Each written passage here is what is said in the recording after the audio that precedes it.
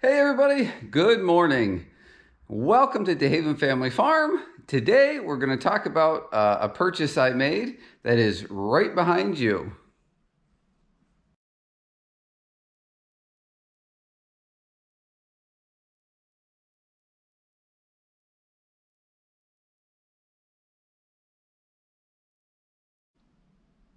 So as we get into today's video, we're here in the shop, still messy as can be because it seems like I get one project done and the next one comes in and it's just been cycling through. So I've been trying to get things cleaned up, but I know you hear me say it a lot. I do apologize for the mess in here. So try not to pay attention to that. But without further ado, meet Little Blue.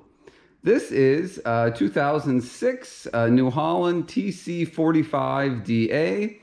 It has a super steer. So real quick, the first part of this video, we're gonna just look at the tractor quick. And the second half of the video, I'm gonna explain to you real quick why we purchased this tractor. So for anybody who's not familiar with these, this is a 45 horse hydrostatic. Obviously, it's got the skid steer style quick attach on it. Happens to have a grill guard. R4 industrial tires is what's on here right now. This is actually a super steer model. I didn't really want the super steer model, but it was just happened to be the one that I found that out of the ones I found, this is what I wanted the most. Years ago, I had one of these tractors. It was a TC40DA. And if I can find a picture of that, I'll insert it here.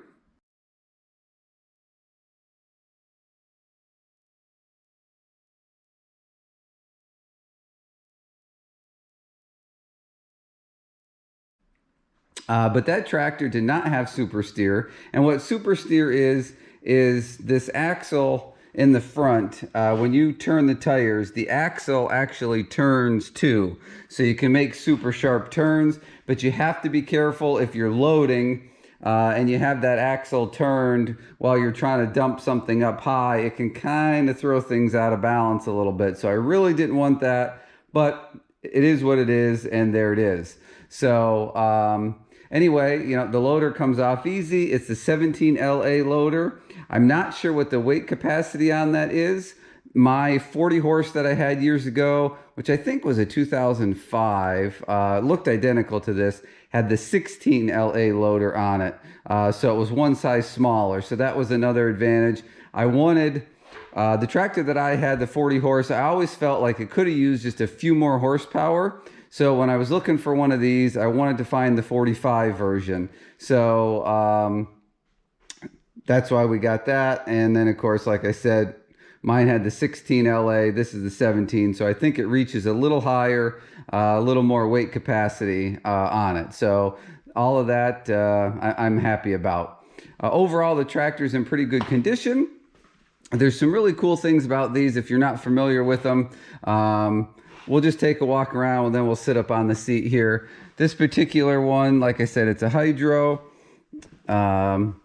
Somebody had taken the top link, so the dealer just threw on a standard top link. It does have one hydraulic rear remote on it. I did go through and clean and wax everything. I always do that on all my tractors, at least once a year, wash and wax stuff, just to make sure things are looking nice and protected when they're outside. So we'll hop up here and I'll show you a couple of things. Seat's in pretty good condition. There's a couple minor cracks on it. The tractor has, let's see if we can get you in here. Tractor has 709 hours is what it's showing. You never can be 100% sure that that's what's actually on it. I don't know, But so some of the cool things about these tractors, what I really liked about mine, I like the way the consoles are set up on each side. On this side, you have your 3-point hitch and your hydraulic remote. This is a cruise button. So, if you're doing a lot of mowing or field work, you could ted hay and rake hay with this tractor. You can just flick that button down when you're at your desired speed. This is a high-low button, which is really cool. The tractor, let's look at the other side here quick. This is the other console. Again, really nice setup, your four-wheel drive, your PTO. It has two ranges, a high and a low, but inside each of those ranges is a high and a low. So this little switch here will flick you from your high to low inside your high and your low. But on the joystick for the loader, if you're scooping into a pile, it has those same buttons. If you can see here, there's a rabbit and a turtle. So if you're going to scoop into a pile, you can just quick hit that button and it will downshift you into one of the lower ranges. And then when you get out of the pile and you don't need all the low traction or the low power anymore, and you're buzzing along, you can hit the rabbit and buzz right along.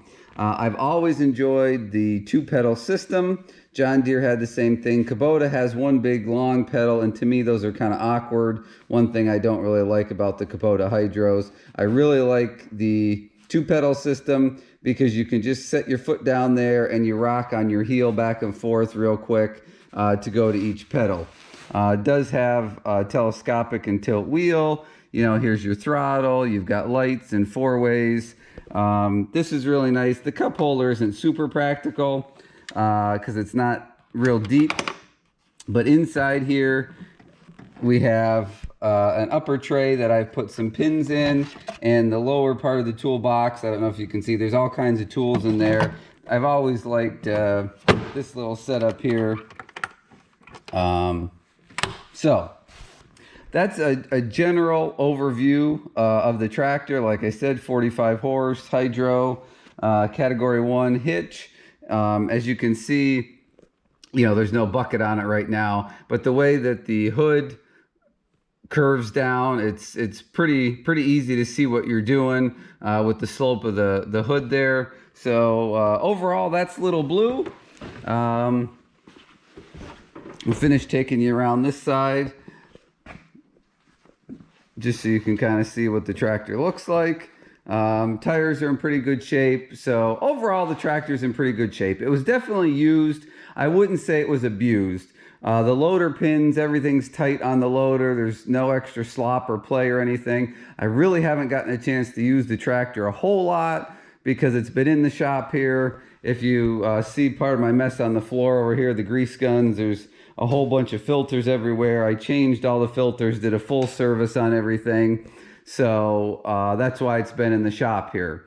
So again, that's a quick overview of the tractor. Really one of my most favorite compact tractors out there to this day. So let's quickly, we're going to talk about why we bought this tractor. So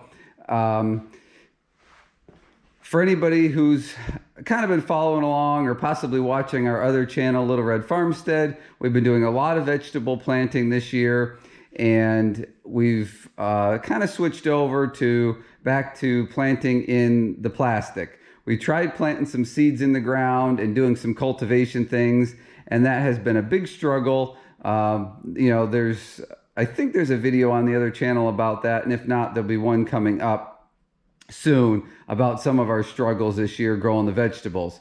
So what we need to do is be able to plant into that plastic and lay the plastic, and we're going to be doing strawberries again this year. We did them years and years ago, and we struggled a bit. We've learned some things, and we're ready to try it again. So all of that comes down to when you're planting strawberries with the transplanter. So you have your little plug, and you're using the transplanter to plant them in the ground in the plastic. You have to go extremely slow. The plants are planted one every foot. So you have to either use a tractor that has a creeper gear, which none of our other tractors have creeper gears, or ultimately the hydro is really the way to go because you can just dial that speed in perfectly. And some of the vegetables, the same thing. They're planted close together. Some are a little further apart, so you can go a little bit faster. So being able to change speeds very easily, basically that infinite number of speeds, is really something that we needed. So one of the issues we've run into, we've been using the Kubota M4 for doing our planting.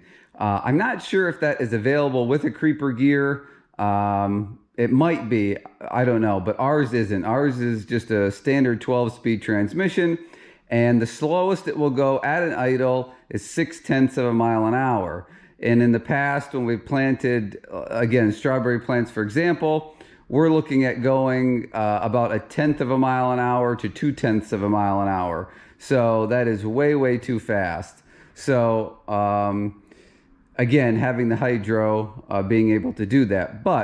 So the issue that we've run into with the M4, that being a newer tractor, it has the DPF filter on it and it regens. So what has happened to me twice while we're planting, because we have to go so slow and the tractor doesn't have a creeper gear, basically we're just idling along in the lowest possible gear with the engine at the lowest possible RPM. And what happens is it will want to go and regen, but because you're idling, it will not want to regen correctly. And then a little light comes on that says stop. It wants you basically to stop the tractor to kind of redo or to do the regen. Now, I've told you guys in the past about the M4s and most of the Kubota stuff and even the other brands. It will regen while you're working, but regenning while you have the RPM up, you're raking hay, you're doing loader work, stuff like that, it won't be affected because you're running 1,500, 1,800 RPM. But at an idle, it really objects to it. It beeps at you the whole time you're trying to do something, a very loud beep. And there is a button there to turn the regen off to do it later, but that button would not turn off the beeping.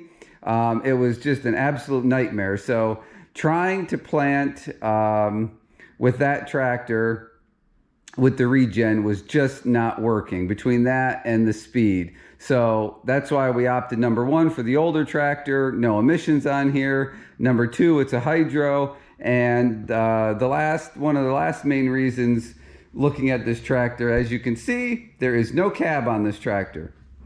I'm a little sad about that, but it's a practicality thing. We have a 2-acre orchard, mostly apple trees, some peach and pear. We want to be able to use this tractor in the orchard for spraying, mowing, things like that.